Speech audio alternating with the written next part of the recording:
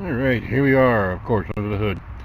All of this has to get undone. The manifold is underneath here.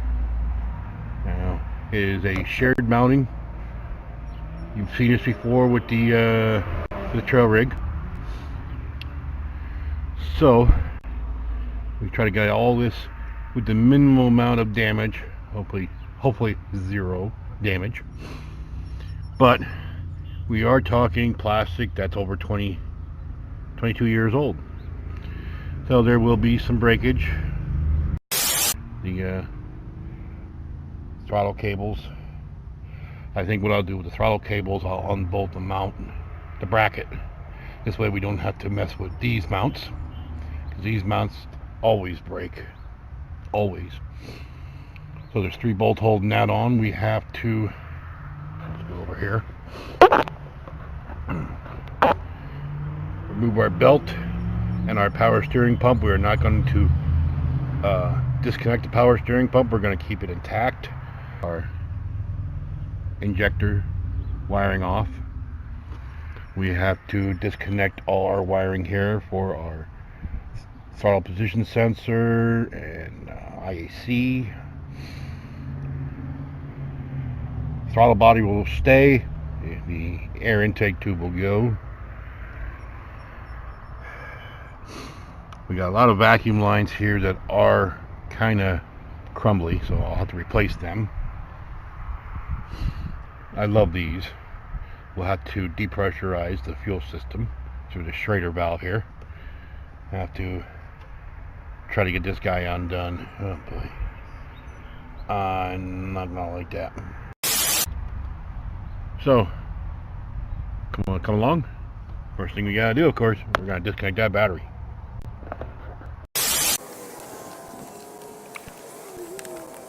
Oh, we just tucked them up out of the way on the other side of the motor.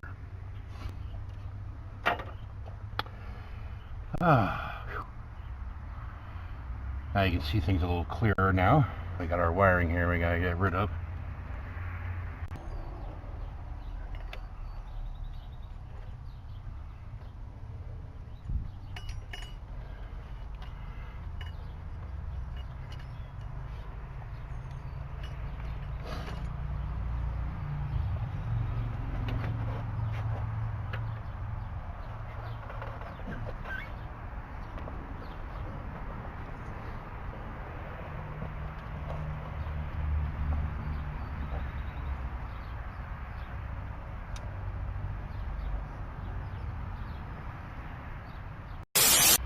Now, that wiring all comes up.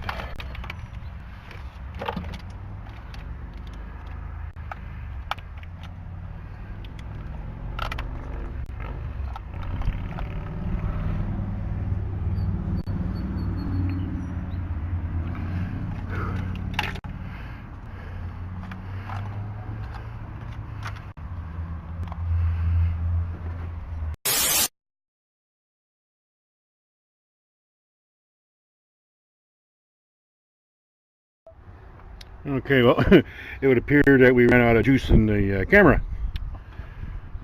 In the meantime, we got our power steering pump out.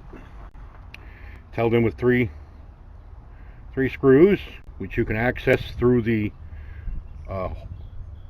holes that are in the pulley. We loosened it up, took it out, and we just have it sitting over here.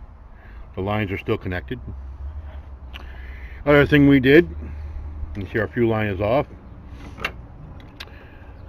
You need to get a fuel line disconnect on this specific style hose. It's I believe it was 5/16. It's a simple piece of plastic that clips around here. When you pull back, it goes inside this fitting and releases those clips. I don't know if you guys can see those clips in there.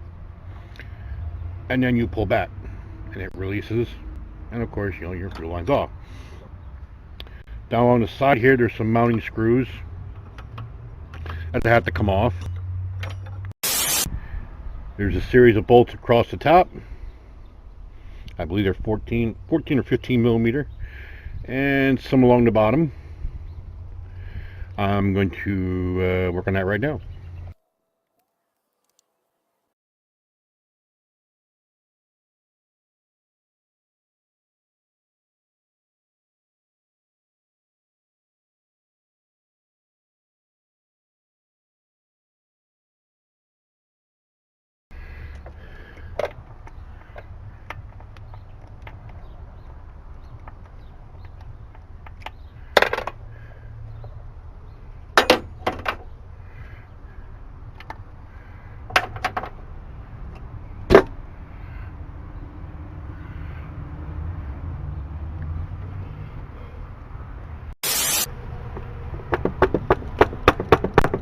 saw. Nope, she's on that pin.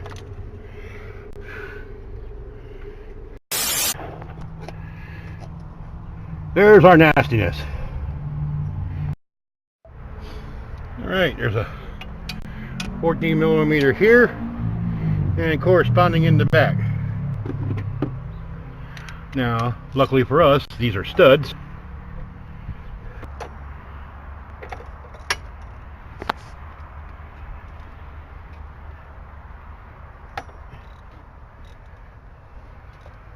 Oh, sorry if I'm in your way.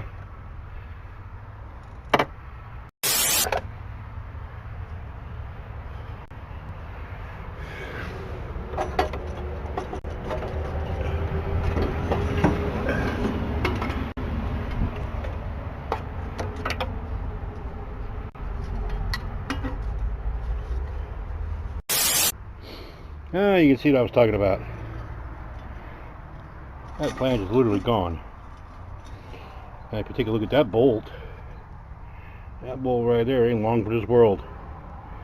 Sadly, they're studs. Now, we can try to hammer these out, press them out, cut them and re-drill them. We have a third option. And when I say third option, I mean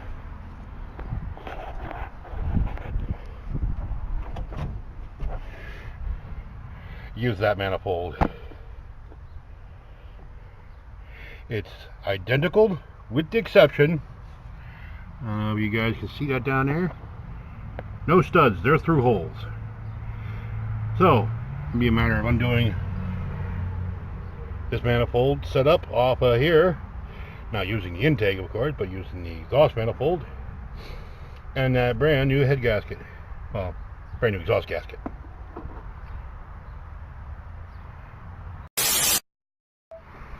Okay, I cheated a little bit. I had to turn the camera off to get this all done, but everything was all back in. You can see the new gasket down in there. Nothing cracked. Thank you God. Thank you God. Nothing cracked. There was no damage. We were able to get everything back where it belongs. We did have an issue with the back bolt.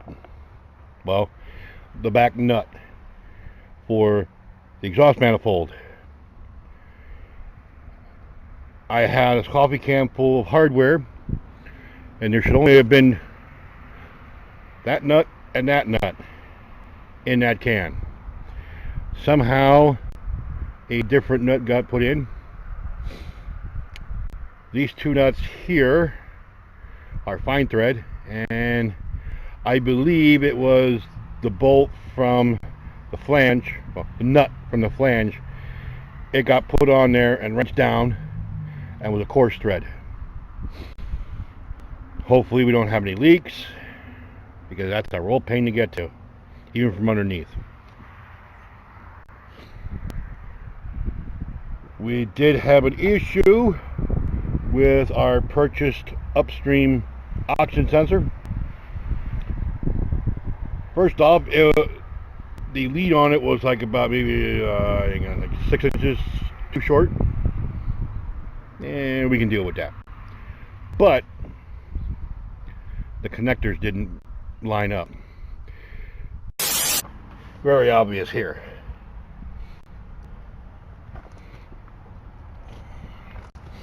We did change the rear hanger.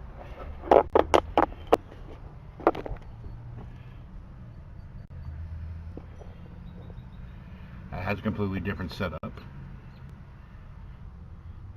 As you can see, I did leave labels on.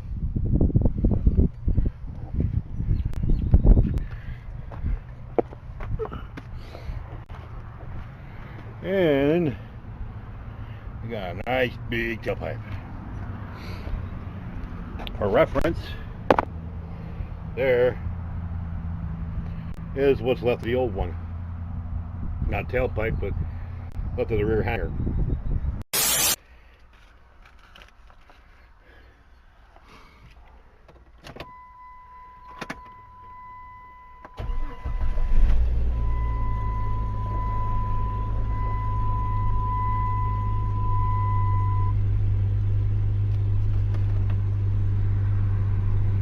Okay, why do we have a check engine light?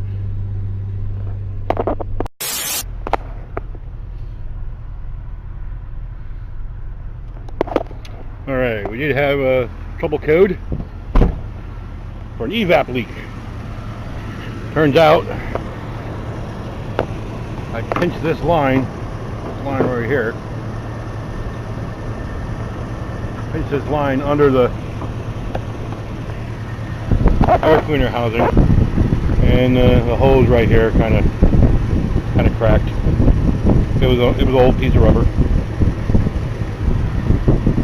but no noises, no leaks.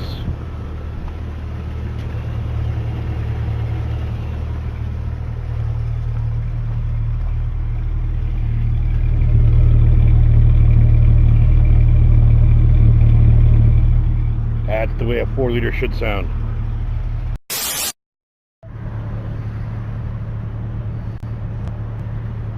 Alright, we're going to call this chapter closed for the exhaust. So I'm going to let them run a little while, and I'm going to go back around and tighten up the clamps, and we should be golden. So I'd like to thank you guys for stopping by, traveling along with us on this adventure in exhaust land. If you like the video, give us a big thumbs up. If you haven't already, go down there and click that subscribe button. Make a comment. Have anything to say? Any questions, concerns, criticisms? Leave them in the comment box below.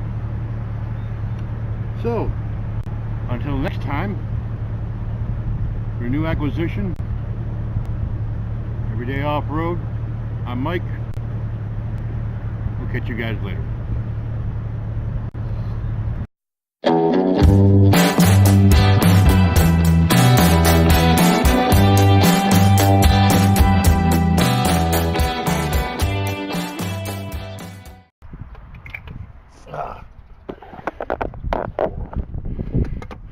You know what? You're starting to get really annoying.